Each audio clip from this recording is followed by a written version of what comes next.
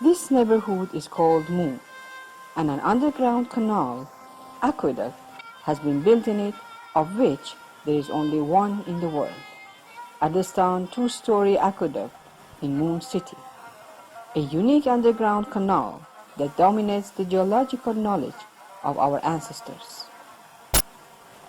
The construction of the aqueduct is attributed to a Yazdi pitman who sleeps in the city one night and hears the sound of underground water.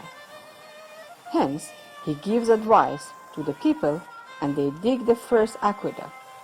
After a while, the pitman realizes that the underground canal has been dug in such a way that not all underground water is used. Therefore, he suggests digging the second phase to them, which was dug under Yazdi pitman's supervision.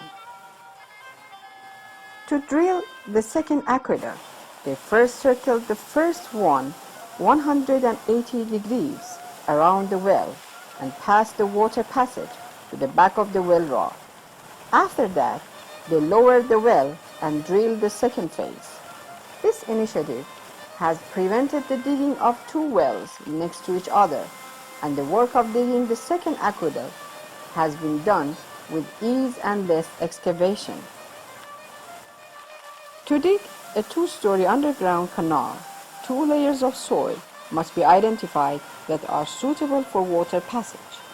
Also, these 2 layers of soil are sufficiently hydrated and have the necessary strength not to penetrate each other. According to these assumptions, there are few lands that have these characteristics and can be dug 2-story aqueducts.